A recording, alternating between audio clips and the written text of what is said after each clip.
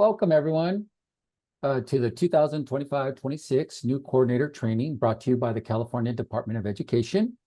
We hope that today's training will provide some guidance, hopefully some support, and teach you a few things that could be useful in your new role. My name is Paul Valencia, and I will be your producer for today's webinar, which we're going to focus on practice tests, training tests, and interim assessments. Before I hand it over to our knowledgeable presenters, let's go over a few housekeeping items. First, all participants are muted. In order to submit your questions during the presentation, please use the Q&A feature in Zoom. Please do not confuse this with the chat feature. For this webinar series, we will only be using the Q&A feature in Zoom. Second, a copy of today's resource guide was sent to you via email. If you didn't receive it or you need to access it again, I'm going to go ahead and place a link in the chat box here. And click on the link and it'll take you to a folder where you can download the guide, or you can make a copy into your own Google Drive. Just keep in mind that there is no edit access from the link we shared, so you'll have to save your own copy. Also, lastly, we will be recording today's presentation, and an archive of this presentation will be available to view on the upcoming and on-demand trainings webpage on the CAASPP and ELPAC website. Give it about a week or so because we have to make it accessible. Alrighty, with that, I'd like to introduce today's expert panelists. We're very fortunate to have with us Erin Gordon from San Diego County Office of Education and Stephen Bartlett from Los Angeles County Office of Education. Thank you. Thank you, Paul. All right. Well, as Paul mentioned, I'm Erin Gordon from San Diego County Office of Education. Really excited about our topic today. And here's our agenda. It really aligns to the success criteria. So at the end of this hour, you're going to be able to do a lot of things. And first up is understanding why student practice is so important.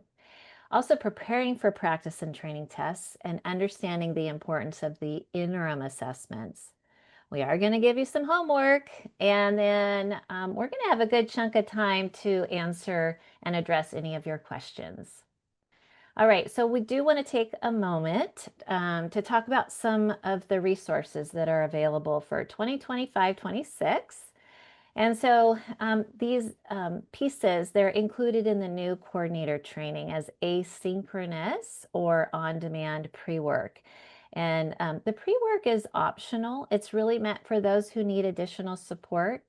It includes 2 asynchronous videos. Okay, so that's included in the new coordinator training video playlist. The first one is titled Resources, and that covers the different agencies, the websites, the manuals, flyers, and then other resources that really support coordinators. The second one is the coordinator role. That's going to cover the LEA coordinator as well as the site level and test administrator levels. So that's another great resource for those that are brand new. And then there's additional pre-work from past trainings. We have the Assessment 101 videos that really gives the who, the what, the when, the why, the how of each of our assessments. And then we have the Introduction to CERS, the California Educator Reporting System. And those trainings were live in the summer and this fall, and they are available to watch asynchronously. So great resources, great videos to add. Now, the rest of the new coordinator training program is a series of monthly webinars. Really, we've designed it to give you just-in-time information. The full list of the sessions, that's in the resource guide, and Paul has been putting that resource guide link into the chat. But let's just review what's coming up. So first of all, today, we're focusing on the practice tests, training tests, and interim assessments.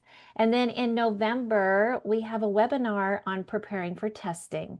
December will be the part 2. So it's preparing for testing part 2. So you don't want to miss those webinars coming up.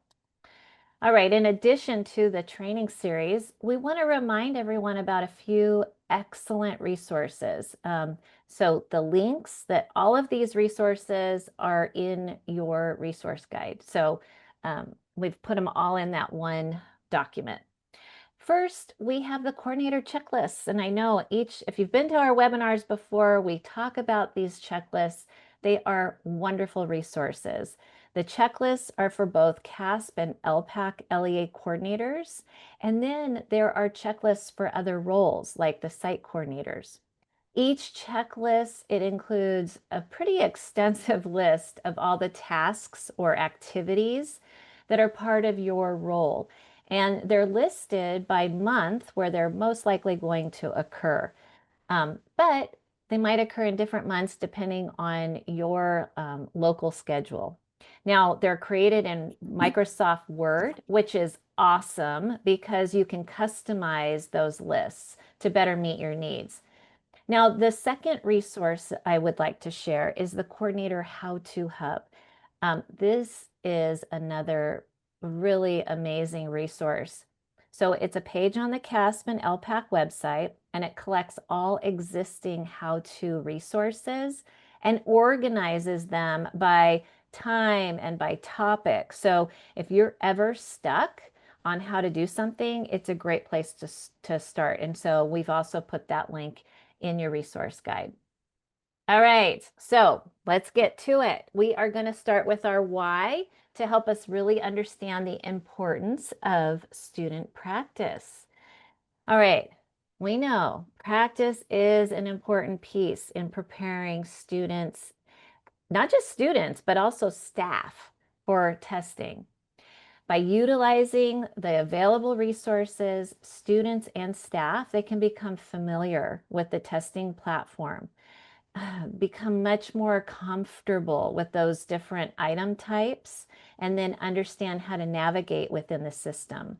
So students with assigned designated supports and accommodations can learn how to use those embedded tools and ensure that they're appropriate and effective prior to the summative assessment.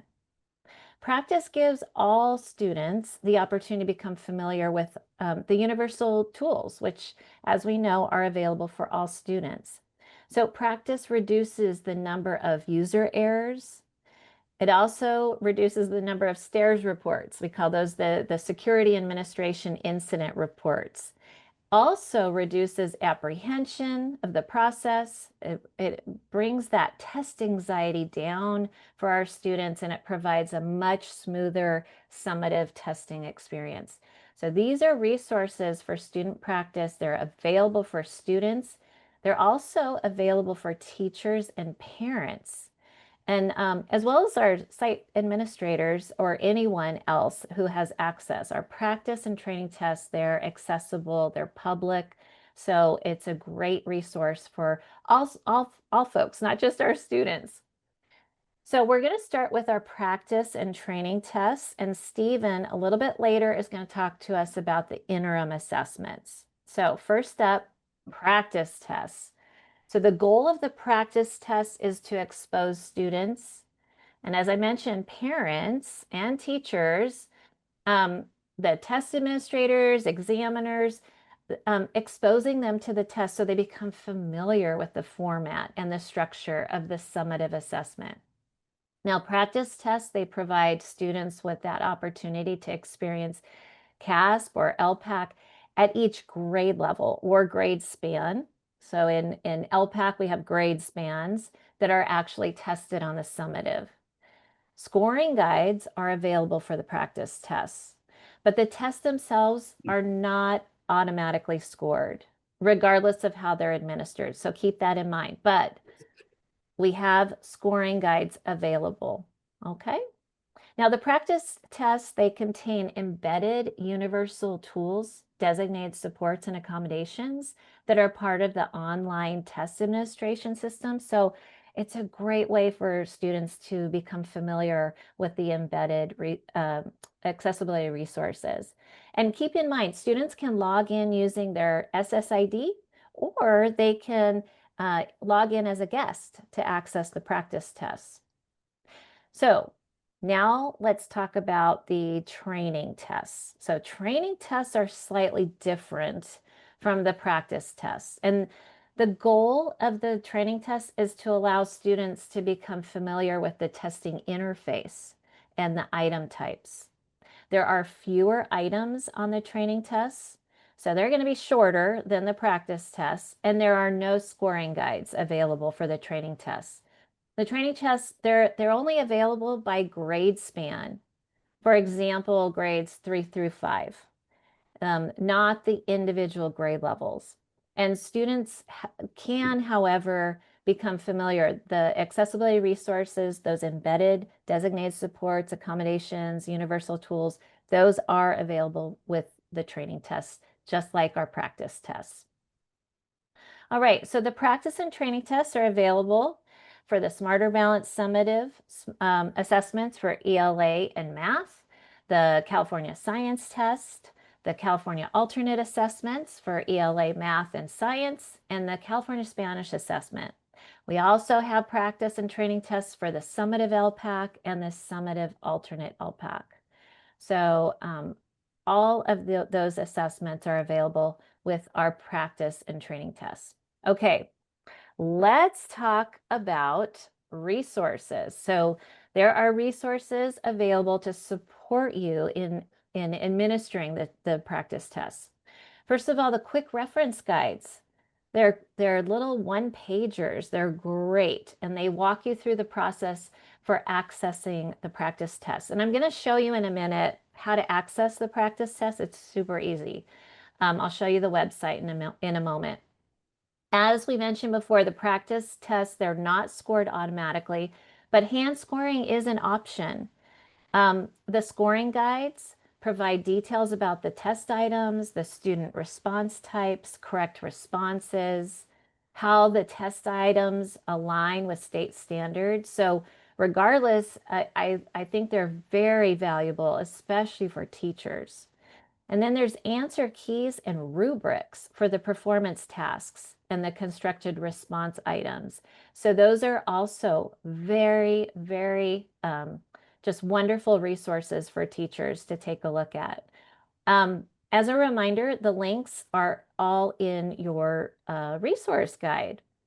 So I'm going to move along before I show you how to access. I'm going to show you in a minute how to access those. But one of the things to keep in mind, students can take the practice or training test at school, but they also can take it at home in an unmonitored environment. Teachers can display the practice test and training test items for group discussion. The teacher may launch a test session and have students access the test through the secure browser. I am a firm believer in practicing that log on and approval process.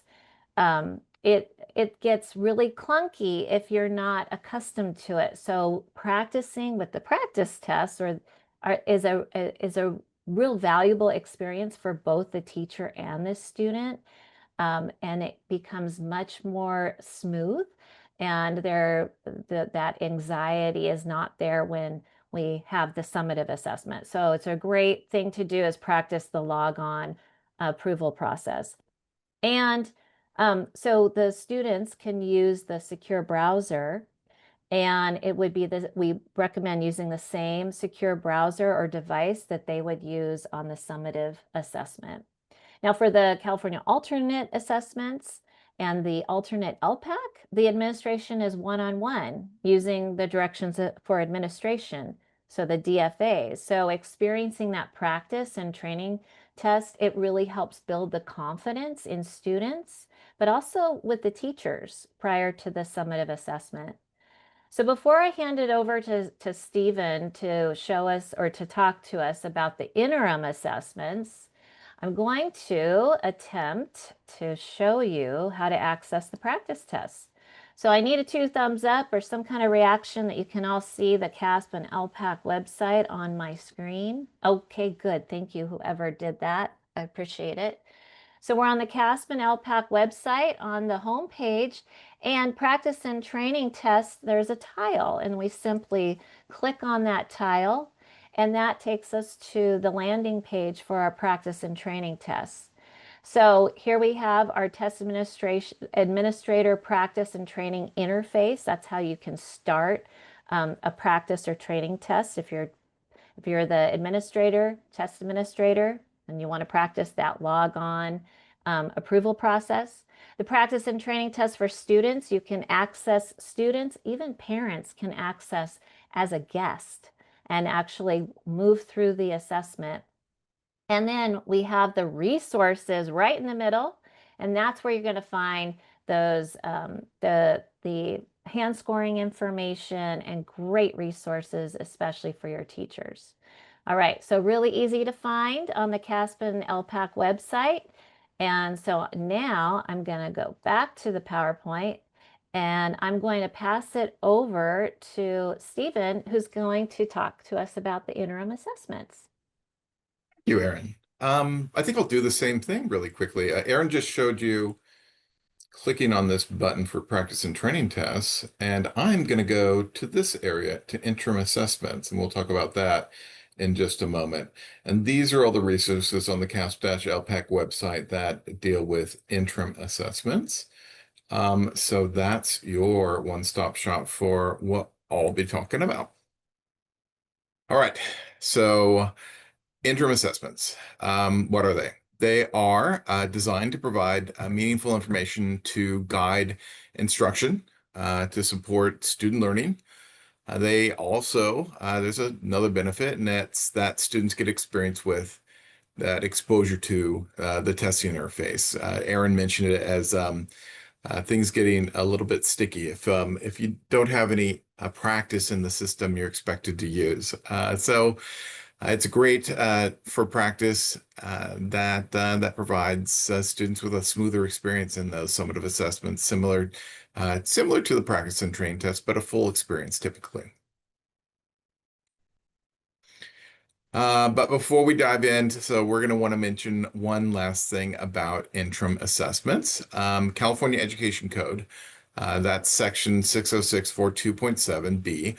It prohibits the use of interim assessments for any high-stakes purposes such as course placement, identification as gifted or talented, or reclassification of English learners.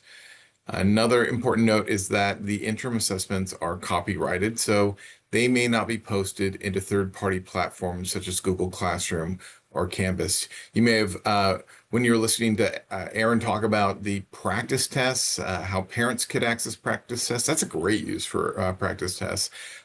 Interim assessments are not available for parents or outside of the classroom. Students, teachers, classroom use only.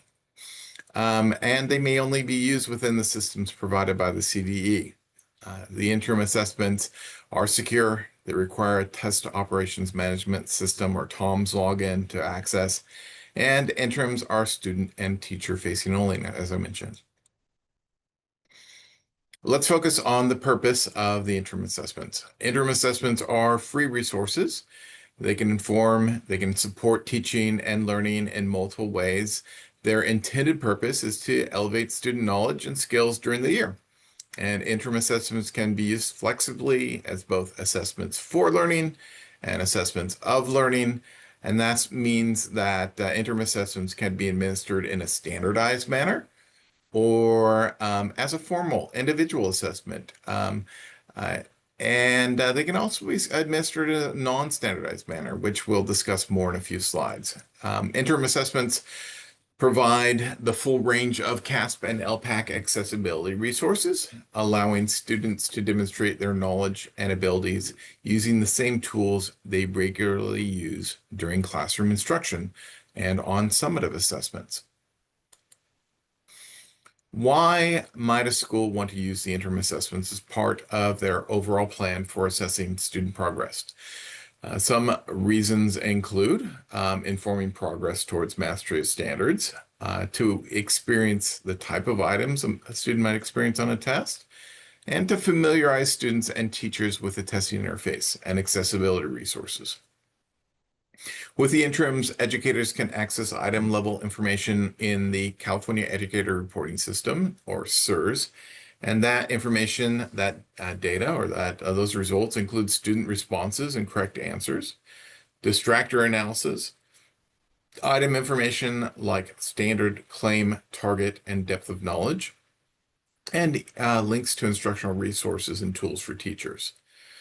Interims are used to monitor progress of students, but they are also powerful professional learning tools for educators. They can build knowledge and capacity. And with interim assessment resources, teachers will become more familiar with the content being assessed, the item types that students will encounter, and the rubrics or scoring criteria that will be used to evaluate progress. The interims provide valuable information that helps inform teaching. Teachers can use students' performance on these assessments to identify areas where students need additional support and areas where their understanding is strong. In our experience, interims that require hand scoring are often avoided to get immediate results. But in our practice, our professional development at LACO, we like to lean into interim performance tasks, which do require hand scoring, because we like how authentic these tasks are. And practicing the writing extended response in those performance tasks, the ELA performance side of that performance task, it doesn't just get students working in the testing system. It can ask students to use research skills to tackle a real world problem. CD's got a video showing a great example of using the rubrics from performance tasks with students in pairs in a non-standardized administration to improve their writing in a collegial way. And that's in a series called the Formative Assessment in Action video series. That's on the CD's website. It's a great example of using interims to build student agency, giving students a clear target to reach for and internalize that view of what mastery looks like. And I think it's essential to build familiarity and expectations and an understanding of rubric based editing and analysis to demonstrate what those audacious goals might look like, what makes them real. All right. Stephen, can I just Yes. share something? So I know you asked me earlier and I'm like, no, I don't need to share, but I thought of something. So, you know, those resources and just you mentioned the hand scoring resources that are available for the performance tasks. Every hand scoring training that I've attended and sat with teachers, every single one, I've always left that training just amazed by the teachers, their I guess their expectations and just their insight into the level of rigor that these performance tasks are asking our students to perform really has informed their own teaching practice. And so I've heard nothing but I know it's a lot of time, but every single teacher that has gone through that hand scoring training has always left with just a new approach to inform their own classroom and their own rigor that they're expecting in their classrooms. So anyway, I just want to put a plug in there that the resources are really helpful to helping build the capacity of our teachers. So just wanted to say that. Absolutely. As long as we're going off of the slide deck, I might as well show training and communication website, upcoming on-demand trainings. There are currently a series of hand scoring trainings going on. Interim assessment hand scoring workshops you can get Super involved valuable, super in. Yeah. valuable. I think there's maybe just one left, and it's on the 20th. Okay, now I'm lost. Next, let's dig in. Okay, we're digging in on how interim assessments are organized. Smarter Balance for ELA and math are organized by the content they assess. The interim comprehensive assessments test the same content and report scores on the same scale as the summative assessments. And with the new Smarter Balanced adjusted form assessments, the ICAs will actually take longer than the summative to administer, as they use the full form summative blueprints, the longer form, those prior to the shortening. Those ICAs can be administered up to 3 times a year. Each ICA includes one or more items that require hand scoring. And this is represented in this diagram, in this visualization as a cube with all blocks shaded in. So everything's being assessed. Interim assessment blocks focus on a smaller set of related concepts and provide more detailed information for instructional purposes. They generally have from 6 to 18 items and can be administered within one class period. They could be administered an unlimited number of times, but it is important to note that there is currently only one form for each IAB. So students would experience the same items if the assessment is given more than one time. This is represented as a cube with 8 blocks shaded in. Focused IABs assess even smaller chunks of content, generally 1 to 3 assessment targets. They generally have 10 to 15 items focused on very specific concepts. This is represented as a cube with 2 blocks shaded in. It's important to remember when deciding how often the interim assessments might be administered to students. However, there are over 200 interim assessments available, approximately 20 per grade level. So all Smarter Balance interim assessments contain high-quality test items that are developed in the same way as those used for the summative assessments. And there are questions that can be machine scored. However, some questions, such as constructed response items and performance tests, need to be hand scored locally. Those are the type of questions that Aaron and I were just talking about. Okay, the CAASPP interim assessments, or CAASPP IAs, cover a wide range of grade levels from grade 3 through high school. This ensures that students across different age groups have access to these valuable assessments. There are 18 CAASPP IAs available for use. CAASPP, of course, we're talking about is science. In elementary, they are organized by grade level performance expectations, so the CAASPP IAs for grades 3, 4, and 5 assess all 3 science domains: Earth and space science, life sciences, and physical sciences. There are 2 CAASPP interim assessments for each grade level, 3rd, 4th, and 5th. In middle school and in high school, the CAASPP IAs are organized by science domains within 2 CAASPP interim assessments per domain. That is, there are 6 middle school and 6 high school CAASPP interim assessments, and they each assess 1 science domain. The domains assessed are Earth and Space Sciences, Life Sciences, and Physical Sciences. CAASPP interim assessments can be administered in the order and schedule that is best for your school or local educational agency, with unlimited attempts allowed. However, because they are fixed form, the questions and their order will remain the same for each attempt. For example, if your school uses the integrated model, the Earth and Space Sciences CAASPP IA could be administered in the same year as a Life Sciences IA. The list of available CAASPP interim assessments are available in your resource guide.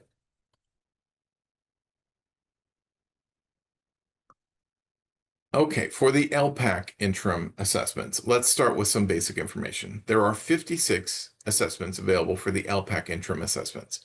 Let's break down that so we know where they come from. They are available for each of the grade levels and grade spans.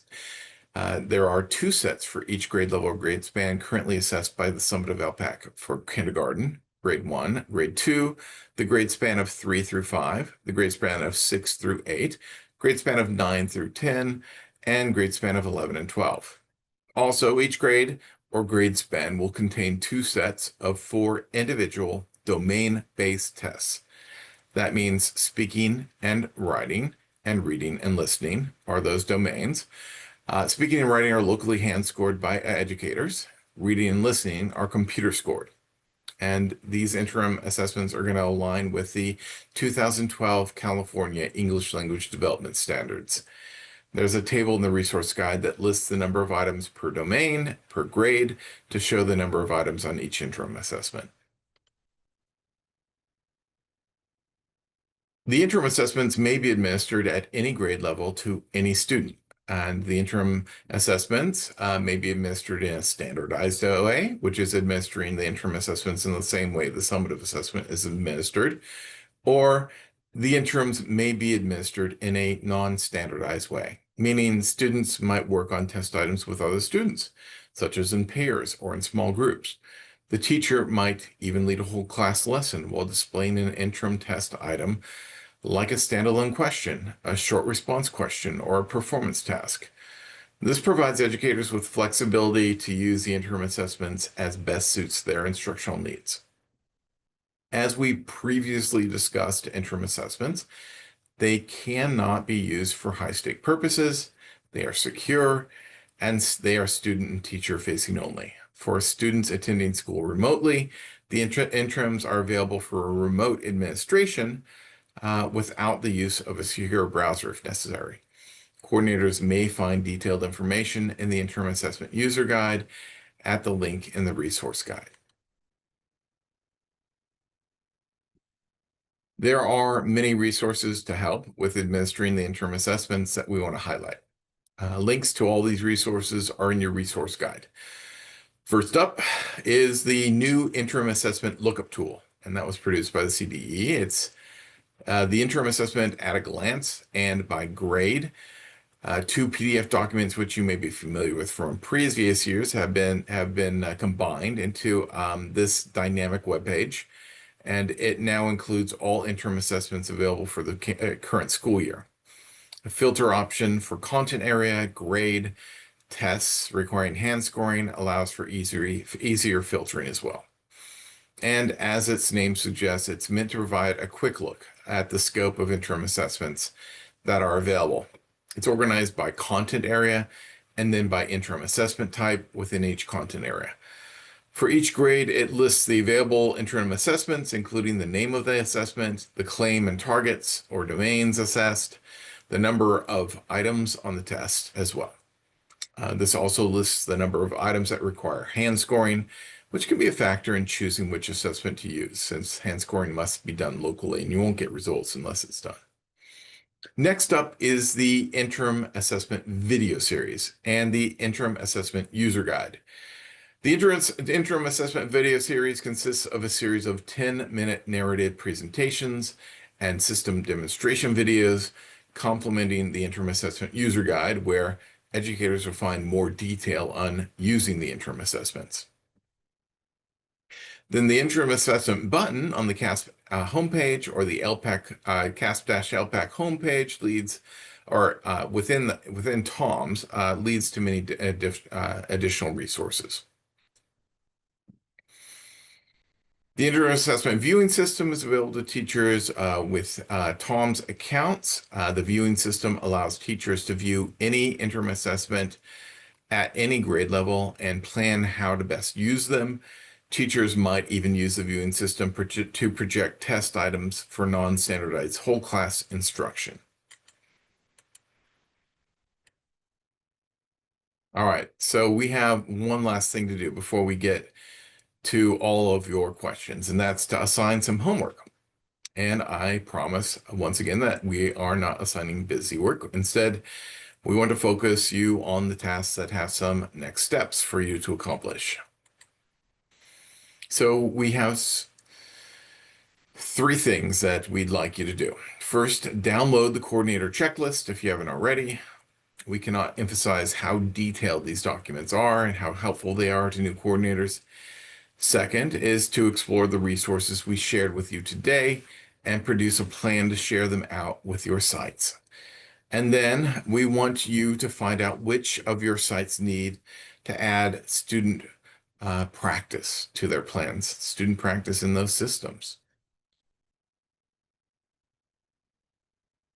So now we want to answer any questions you might have. We'll spend the next part of the training answering your questions, and we'll start with questions that have already come in.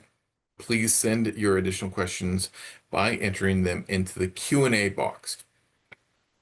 There's one question I answered that I want to maybe demonstrate. So Stephanie asked about the accessibility resources for the practice and training tests. And are they automatically there? Does the teacher turn them on? And so we know universal tools are automatically turned on, the embedded universal tools. However, now for the designated supports and accommodations on the practice tests, I'm gonna go ahead and share my screen. Okay, I need a 2 thumbs up so everyone can see. Don't know if I'm sharing am I sharing the, yes, okay. Thank you for those reactions. What would we do without those reactions? The little thumb floating on my screen. I love it. Okay, so I'm on the CAASPP and ELPAC homepage, and I'm going to the practice and training tests. And remember, unlike the interim assessments, the practice and training tests are not secure. They're available publicly. They're on a public website. If I enter as a student, I'm going to go play around in the practice test. I click on the student access, and I'm going to continue as guest, and I'm going to do a guest session. So right as I log in, I have to select my grade level. I'll select 5th grade Smarter Balanced ELA practice test. You'll notice before I launch the actual assessment and I start going through the items, you'll see the different test settings that are available for being a guest. I can select American Sign Language, audio transcriptions, text to speech, translation glossaries. So you can see if I want to look and see about color contrast, what is that? And I want to check it out, maybe black on rose. I have the ability as a student to select those and play around with the accessibility resources in a non-secure environment. So it's a really cool tool.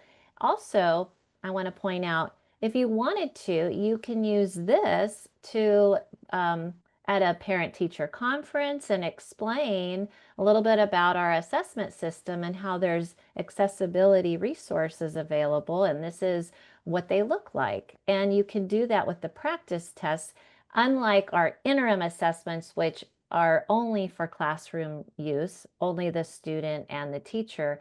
But the practice tests you can actually share with parents and walk through and show them the different item types and the accessibility resources. So I'm going to go ahead and stop share. So that is where you would go, and that's where you would select, the student would self-select those, or the teacher. The teacher can help the student select those accessibility resources that might benefit the student, and then see how the student, if it is beneficial and effective for that student, and play around in the practice tests. So that was one question that Stephanie had, and now I see there are more questions. That's great. A related question, is there a way to print an FIAB so that teachers can use for stations? And you'll notice that in the script, in our presentation, it reiterated project for whole class use.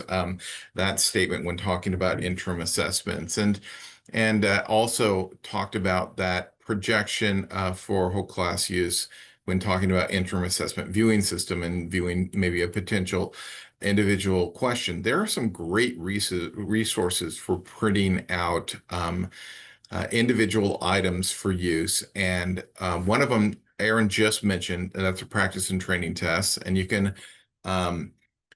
get in and print items and use those in classroom or even as homework. You can find released items under a website called sampleitems.smarterbalance.org. And you can pull items by claim, target, grade, subject. Those are non-secure, printable, great for classroom use, great for homework as well. And there's classroom usable items aligned to CAASPP and instructional supports in tools for teachers as well.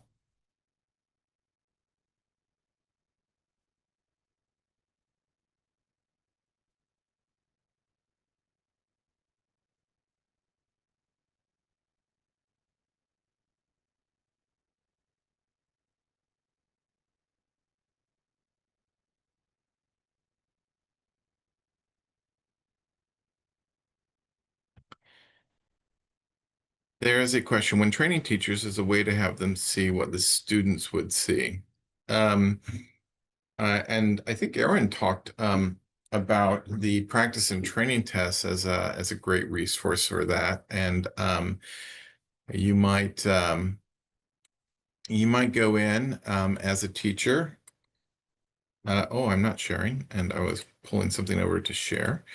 You might go in as a teacher and come over in a training, go to the practice and training tests, and you could begin an assessment just like this.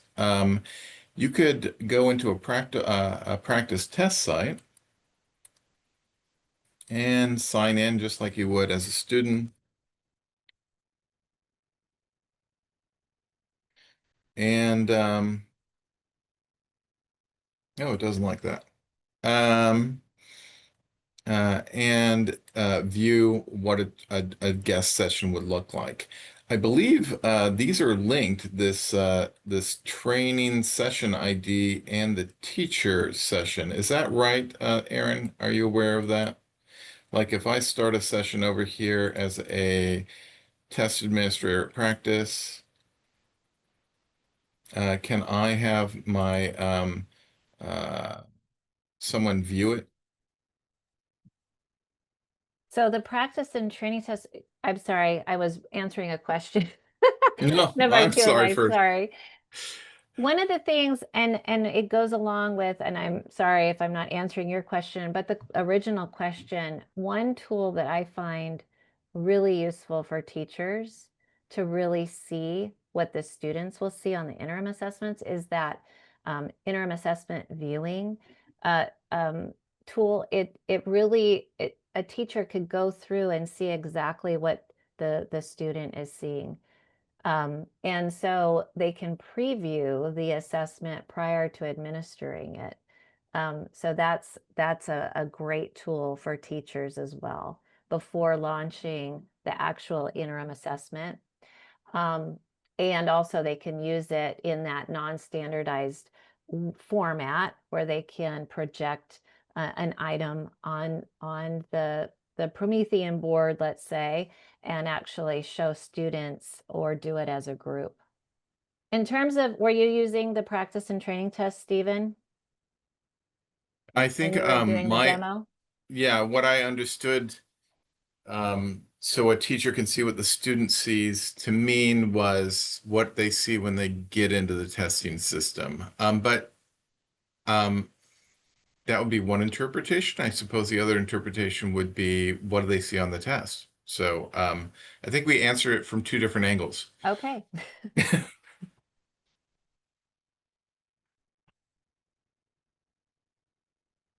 There are a couple other questions that are not really related to the practice and training tests that we've answered. There are a couple of questions around, um, um, we referenced, or you referenced, that formative assessment in action video, and I know Paul put the link in the question answer.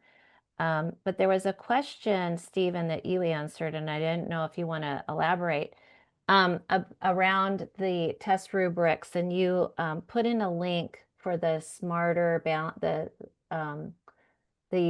annotated response tool, and I'm not sure if you want to share a little bit about that tool. Oh yeah. So the question was, are there exemplars? Are there student samples of student work for the writing? It's a great resource. I know it's something, if we're sitting in a PLC, we will all bring our student work from our class and discuss what it looks like to have each level of the rubric, for example. I know in hand scoring trainings you have exemplars, and that's a great part of that. And ELPAC trainings and calibration, you have student samples. All great ways of learning what it looks like and learning the cut level between one rubric level and another. There is an extraordinary resource for the writing extended response component of the ELA Smarter Balance test, and that is the Smarter Balanced annotated response tool. I'll go ahead and share what that looks like. Oh, I am sharing. I'm already sharing. Can you see that? Yeah. All right, so this is a Smarter Annotated Response tool. If we click in, and this is not a training about the Smarter Annotated Response tool, but this is what it looks like. And this is a student exemplar. Not only is it an exemplar, but a full elaboration of what is creating the score, including annotations within the the questions themselves or the samples themselves on where you find that evidence of that particular use. Here we go. Here's an annotation. Took me like 5 clicks to find one.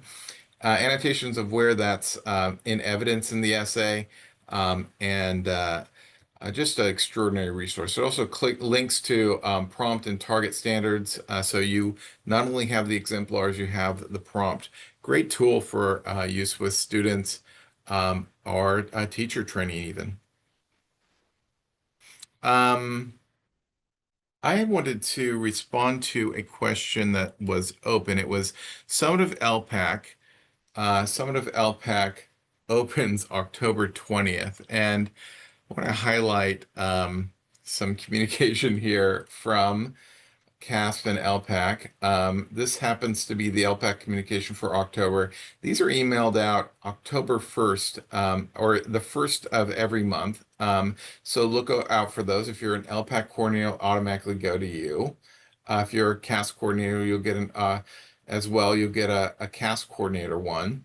This is referring, the October 20th date is referring to the opening of a training component, the administrator and scoring training for the Summit of LPAC. So that type of information, information on deadlines and openings of systems is often communicated in this format in these monthly communications that you'll get as a LPAC or CAS coordinator.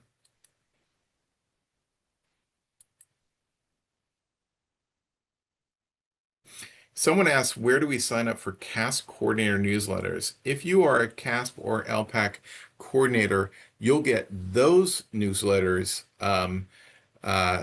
automatically. You will have to sign up for something called Assessment Spotlight. And Assessment Spotlight it's sent out by the California Department of Education. It looks like this. If you go into this website, it has instructions on subscription.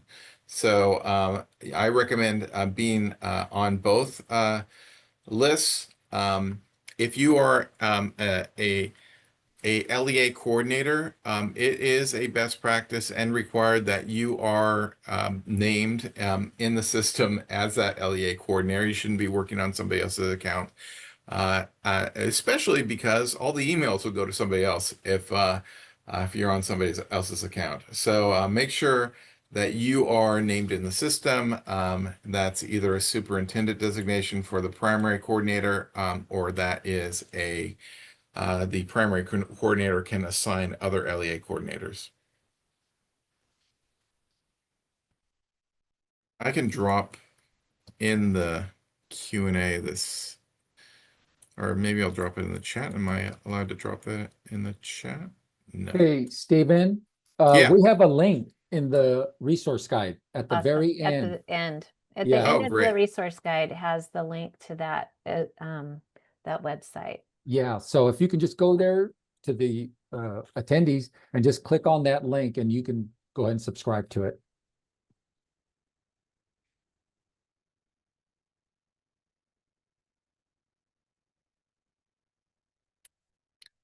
Do the Smarter Balance exemplars in the Smarter Annotated Response tool have LPAC samples? The answer is no, but if you do your Moodle training, you'll have exemplars of LPAC.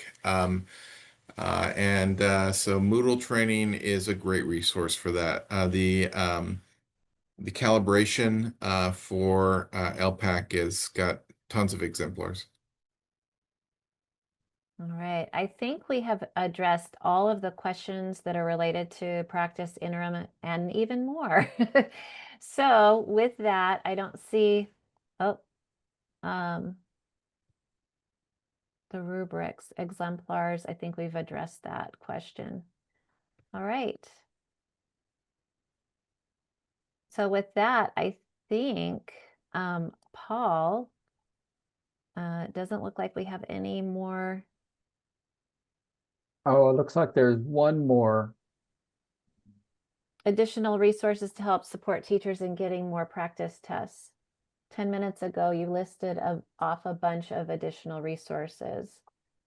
Is there a list of the resources you provided us? I believe all of those links are in the resource guide. If not, what I could do, Erin, I'm just going to go ahead and drop them in the chat. Great.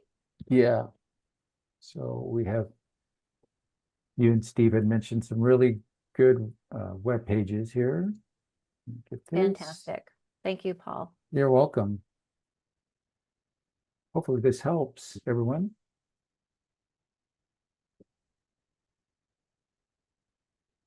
All right. I guess that concludes the Q&A. Well, thank you everyone for submitting. Oh, will there be another in-person convening this year? Great question. We plan to have one in the fall of 2026. So be on the lookout. Once we get that finalized with CDE, we'll go ahead and announce that. So thank you, Diane. All right. Well, I guess we have a couple of minutes and we'll get the gift of time. So we're going to go ahead and wrap it up. And before we do, we just want to announce a few upcoming trainings, and we recommend them. And you can also register for these trainings. There is a link in your resource guide. First up, we have the new coordinator trainings on November 20th. We're going to cover the topic preparing for testing. And then December 11th is a continuation, and that is preparing for testing part 2. And then January 15th, 2026, we're going to cover the topic of support during testing. Also, we want to announce that there are the coffee sessions, and these are amazing learning events, if you will, and they're hosted by CDE and ETS, and they offer opportunities for LEA staff to ask questions and get answers about assessments, trainings, resources, and more. Definitely don't want to miss those. And they're held monthly for most of the year, with the next one scheduled for November 18th.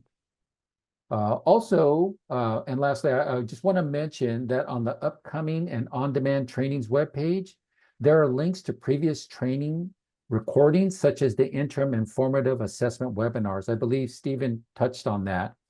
And you can go to the resource guide and you'll see the different topics. And I think that there is one available on the 22nd of October, but check them out. You can watch recordings as well. All right. And then we have, okay. And if you haven't already, as we mentioned earlier, the assessment spotlight emails. You can find subscription instructions in your resource guide. Also, if you want to follow CDE on X, you can at CDE Assessments, and you can also connect with CDE on Instagram, and there are links in the resource guide. And that concludes our training. We hope that the information we shared today was helpful and timely, and we just want to remind you that you're not alone in this work. You can reach out through the vast networks of coordinators in similar roles throughout the state, your LEA success agents, and you always have staff at CDE ready and available to answer your questions. There's going to be a post-training evaluation at the end of this. If you could give us a couple of minutes, we really appreciate the feedback. And with that, on behalf of CDE, my colleagues, Erin Gordon and Stephen Bartlett, thank you for joining us, and we hope to see you at the next webinar. Have a great afternoon, everyone. Take good care.